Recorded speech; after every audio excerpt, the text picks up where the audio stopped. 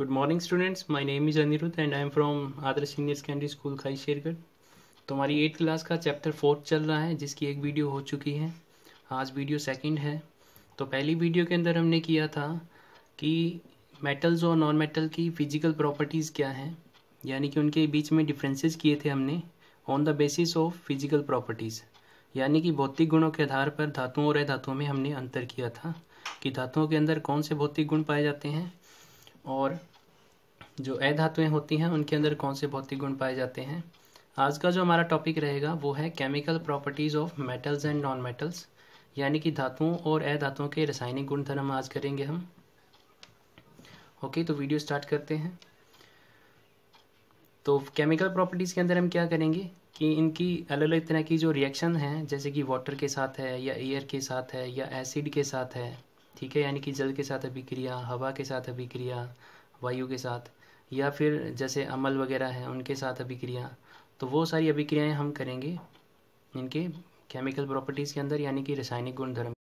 तो पहली रिएक्शन है हमारी विद वाटर, ठीक है, यानी कि जल के साथ अभिक्रिया। अब सबसे पहले हम करेंगे इसको मेटल्स के केस में, यानी कि धातुएं जब जल के साथ अभिक्रिया करती हैं तो क्या होता है। Generally all metals are do not react very fast with water. क्या होता है कि सभी धातुएं जो होती हैं वो बहुत ही तीव्र गति से, यानी कि बहुत ही जल्दी से जल के साथ अभिक्रियाएं नहीं करती है। कुछ मेटल्स ऐसे हैं जो बहुत ही धीरे धीरे अभिक्रिया करते हैं, जैसे कि आयरन होता है, लोहा जो होता है। आपने देखा होगा कि जब भी लोहे की बनी वस्तुएं हवा और पानी के संपर्क में आ जाती हैं तो उनके ऊपर एक भूरे रंग की परत चढ़ना शुरू हो जाती है, यानी कि उनके ऊपर एक ब्राउन कलर की लेयर बनना शुरू हो जाती है, ठीक है।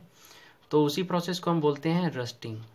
हिंदी में इसको हम संक्षारण कहते हैं, यानी कि एक और भी नाम लिया जाता है इसका, जंग लगना, ठीक है।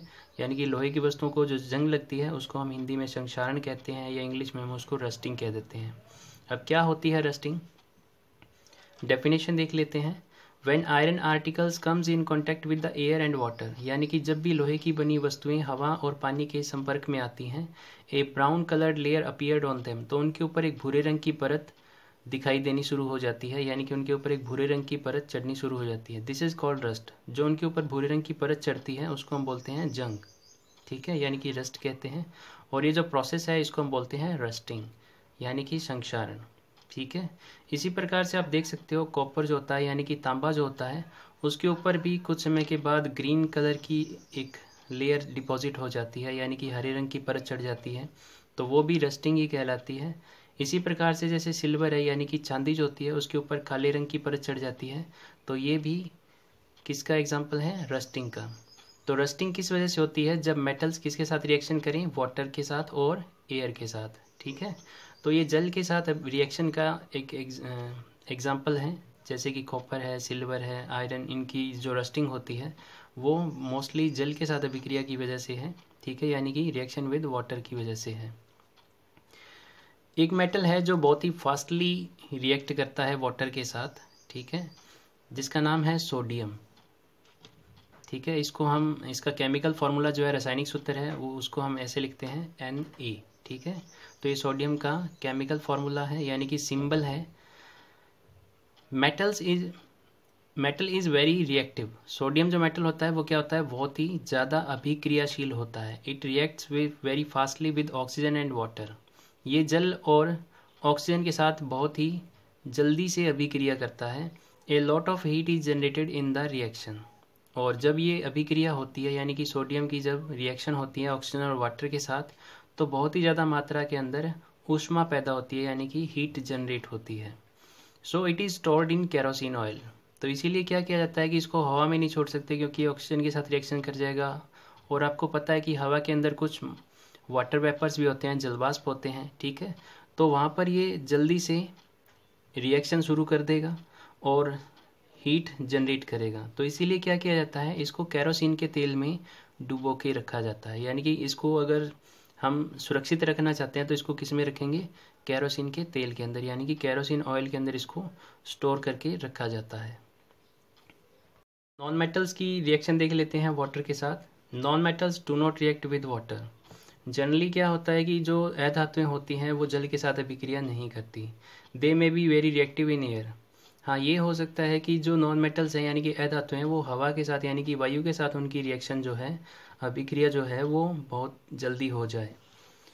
एग्जाम्पल देखिए, एक नॉन मेटल है फॉस्फोरस। ये बहुत ही ज़्यादा रिएक्टिव नॉन मेटल है यानी कि बहुत ही ज़्यादा अभिक्रियाशील अधातु है। It catches fire if expose to air, यानी कि इसको यदि हवा के संपर्क में रखा जाए तो ये जल्दी आग पकड़ लेती है। ठीक है, यानी कि ये जो फॉस्फोरस अधातु होती है इसको हवा के संपर्क में रखने से ये आग पकड़ लेती है। कहने का मतलब ये है कि इसकी हवा के साथ यानी कि वायु के साथ रिएक्शन हो जाती है, तो इसीलिए क्या किया जाता है, so it is stored in water, तो इसलिए इसको जल के अंदर स्टोर करके रखा जाता है, यानी कि इसको जल के अंदर सुरक्षित रखा जाता है। Next, reaction with acid. अब क्या होता है जब किसी धातु की अम्ल के साथ अभिक्रिया हो, ठीक है, यानी कि जब किसी मेटल की एसिड के साथ रिएक्शन होती है तो क्या होता है। When a metal reacts with acid, यानी कि जब भी कोई धातु अम्ल के साथ अभिक्रिया करती है, इट प्रोड्यूसेस हाइड्रोजन गैस। तो ये कौन सी गैस प्रोड्यूस करती है, हाइड्रोजन गैस प्रोड्यूस करती है। अब हाइड्रोजन गैस का पता कैसे चलता है कि ये हाइड्रोजन गैस है, तो जब भी इसको जलाया जाता है तो ये पॉप साउंड प्रोड्यूस करती है, यानी कि जो साउंड निकलेगा जलने पर वो साउंड कैसा होगा, पॉप। ठीक है, तो इसीलिए इससे पता चलता है कि जो अभिक्रिया के दौरान यानी कि जब मेटल जो होते हैं वो एसिड के साथ रिएक्शन करते हैं तो कौन सी गैस रिलीज करते हैं, हाइड्रोजन गैस। अब नॉन मेटल्स के केस में देख लेते हैं कि नॉन मेटल्स एसिड के साथ रिएक्शन करते हैं यानी कि अम्लों के साथ अभिक्रिया करते हैं या नहीं। Non metals do not reacts with acid, तो नॉन मेटल्स जो होते हैं वो एसिड के साथ रिएक्शन नहीं करते हैं, यानी कि जो अधातुएं होती हैं उनकी अम्लों के साथ अभिक्रिया नहीं होती है।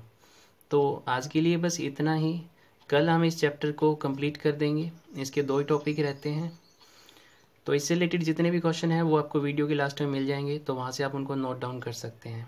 Thank you.